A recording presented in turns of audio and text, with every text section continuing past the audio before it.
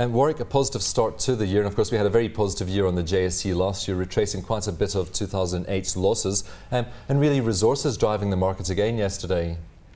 Yeah, I think the ongoing theme is still looking for a recovery back on the back of induced inflation via masses and masses of liquidity. It's an ongoing theme, and I think it's the theme we should still be looking for in the year ahead. Brett, good morning. Do you think that resources are going to be the story on the JSE again this year? We saw that demand coming through from China last year, boosting commodity and of course commodity producers here on the JSE, and leading to really strong gains across the board. Hi Stephen, yes I do. I think the manufacturing data out of the States was very positive, and we've seen similar demands ultimately which will drive resources from China and India recently. I think really if one looks back as well, it's probably appropriate to look back at the last decade, and really it was the decade of resources compared to equities and bonds if one looks on a global basis. If you take the oil price for example, it was up about 210% in dollar terms obviously over the decade. If one looks at the copper price, that was up about 290% over the last decade, and the gold price itself up 280% over the last decade. And really, other than a few stock markets such as the BRIC stock markets and other emerging markets where you had Russia up 800% over that decade, you actually found a lot of countries failing in their stock markets to keep up with resources. Even if you look at South Africa, which was up about 265% over the last decade, once you put that in dollar terms, that return falls to about 140% only. So very much failing to keep up with resources, despite obviously the resource bias to our economy over the last decade. And I think, yeah, looking forward, a country like South Africa, which obviously is commodity based, is well placed. But yeah, commodities could well be the place to be this decade as well.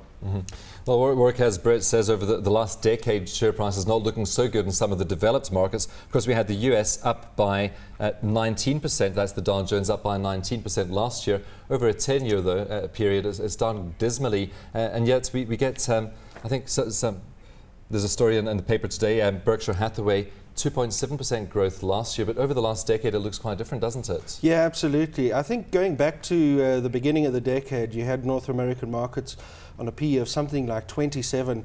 So they literally started the decade with one hand tied behind their back, whereas the likes of Berkshire Hathaway up 76% in the total over those last 10 years. Traditional value bias, their value stock, I think this decade has certainly shown, albeit meager returns across the entire market, that value is something to not forget about in your portfolio. Of course, Brett, you are a value investor, aren't you? So this would be something that should ring quite true with you. Stephen, yeah, we're actually, the company name Valugro signifies that we look at both value and growth.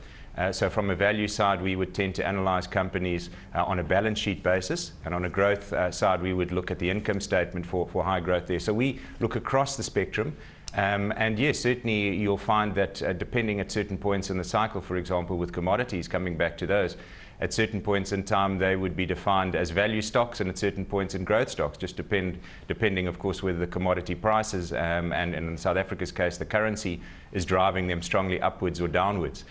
So SAPI, for example, at this point could be described as a value stock because the growth just hasn't been there from an earnings point of view. So we would look across the board, and yes, depending on whether you define commodities as value or growth, at this point generally I would have to call them growth. I would say we're probably more excited with the growth sector of the market at this point. But definitely the last decade value has been a very good place to be, but as I indicated, the commodities, which we would call growth stocks, have done even better. Would you agree with that, Warwick? Commodities growth stocks, and that's what you're going to be looking at going forward? I think so, yes. You know, if we went back to the late 1990s, commodities had gone through a period probably of more than 20 years of underinvestment. So although since that time we've seen massive growth from a very low base in commodity prices, and we've seen the start of investment into new capacity, I think new capacity has really just managed to keep up with this massive demand that we've seen coming from the East. Perhaps the biggest investments coming in the oil sector, but even that not necessarily looking as if it's got a lid on it. So the commodity story for now remains intact, simply on a supply-demand basis. Let's forget about the inflation or deflation argument. And Brett, how about emerging markets versus developed markets? You told us some of the stats about the developed markets and how they've performed over the last decade. emerging markets performing much stronger. Do you think that's another story that's going to continue into the new decade?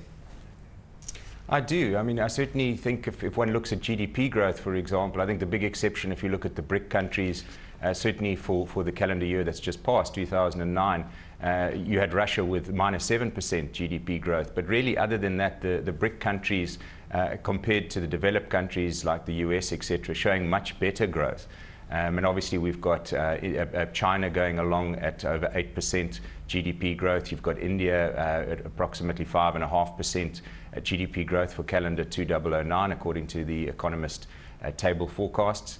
And then, yeah, from a South African point of view, obviously we were down some 2%, or that's again what the Economist forecast will have for the full year, versus the States down 2.5%. So I think the BRIC countries, and maybe you can add the S for South Africa on the end of that, the BRICS, hopefully will continue to outperform, and certainly that's my view over the coming year at least, that they will outperform the developed markets, which, as Warwick touched on, have become awash with credit and all the money that's been pumped in the States and the UK, for example.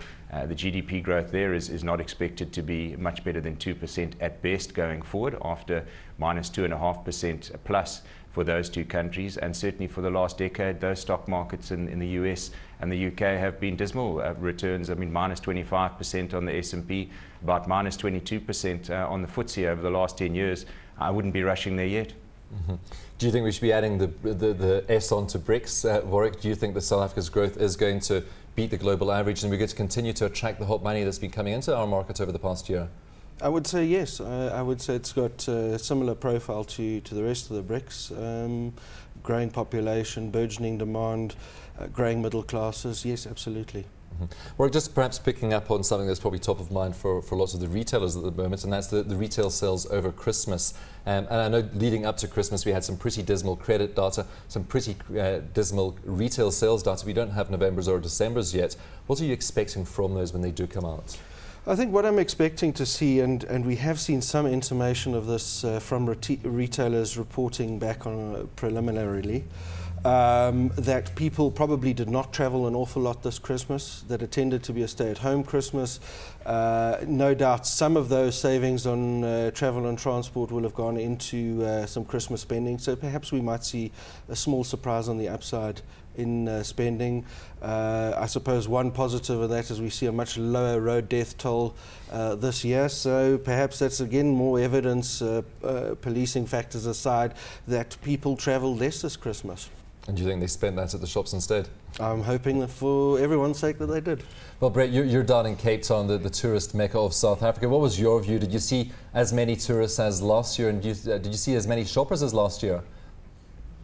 Stephen, I think yes. Locally, obviously the retailers themselves haven't reported any data yet, so it's very much anecdotal evidence. But my son Daniel Bishop, who's got an obsession with plugs, who's coming up for his 4th birthday, drags me to the waterfront quite frequently to look for plugs. So what I can tell you is really up until the weekend before Christmas, I never noticed a big influx of shoppers at the waterfront. But certainly 2 days or so prior to Christmas, it got very busy compared to normal, as one would expect. And I've got a friend who's actually house sitting in the waterfront at the moment, or flat sitting, and they indicated that right the way through from Boxing Day up till New Year's Day, she basically couldn't leave the flat, it was so busy.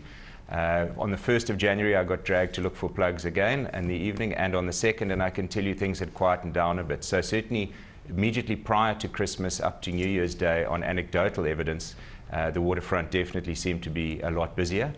On an international basis, it was quite interesting seeing Zeta interactive data that came out yesterday, and basically they've got a computer program which manages to track websites and blogs and Twitter, and they picked up a 9% increase in retail commentary and a 7% positive increase compared to last year.